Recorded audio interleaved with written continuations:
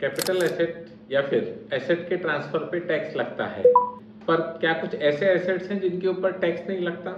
जी हाँ दोस्तों, income tax act थोड़ा सा मेहरबान है हमारे ऊपर। कुछ एसेट्स जिनको कैपिटल एसेट नहीं माना जाता है या फिर कुछ ऐसे ट्रांसफर्स जिनको उन्होंने ट्रांसफर की डेफिनेशन से बाहर रखा है या एग्जम्प्ट रखा है।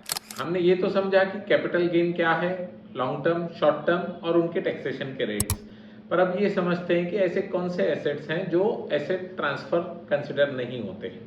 सबसे पहले आ जाते हैं personal assets like furniture, personal jewellery, अगर कुछ है तो कंसिडरेबल अमाउंट नहीं होनी चाहिए। नेक्स्ट आता है एग्रीकल्चर लैंड, अगर वो रूरल है तो रूरल एरिया के लिमिट्स में है और एग्रीकल्चर एक्टिविटी उस पर हो रही है तो।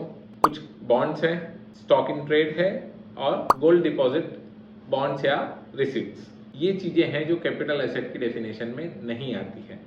इसके अलावा ऐसे कुछ ट्रांसफर्स हैं जिनको ट्रांसफर कंसिडर नहीं होता है, तो इनकम टैक्स एक्ट 2025 के क्लॉज 70 में डिस्कस करते हैं ऐसे ट्रांसफर्स जो टैक्सेबल नहीं माने जाएंगे। सबसे पहले आ जाता है आपका फैमिली एंड पर्सनल ट्रांजेक्शन्स। अगर विद इन द फैमिली आप एसेट गिफ्ट कर रहे हैं तो फिर वो आपको टैक्सेबल नहीं है। एचयूएफ का अगर पार्टीशन हो रहा है तो वो भी ट्रांसफर की डेफिनेशन में नहीं आएगा। कॉर्पोरेट रीस्ट्रक्चरिंग है, रीऑर्गेनाइजेशन है, तो वो भी ट्रांसफर की डेफिनेशन में नहीं माने जाते हैं, पर उसकी कुछ कंडीशंस हैं। फाइनेंशियल कन्वर्जन्स है, आपका डिवेंचर्स या प्रेफरेंस शेयर्स जो है वो इक्विटी शेयर्स में कन्वर्ट हुए हैं अगर तो, या फिर आपके गोल्ड से इलेक्ट्रॉनिक बॉन्ड्स में आपने डीमटेरियलाइजेशन किया उनका, तो कुछ आर्ट प्रोडक्ट्स हैं अगर आपके तो वो भी ट्रांसफर की डेफिनेशन में नहीं आते हैं।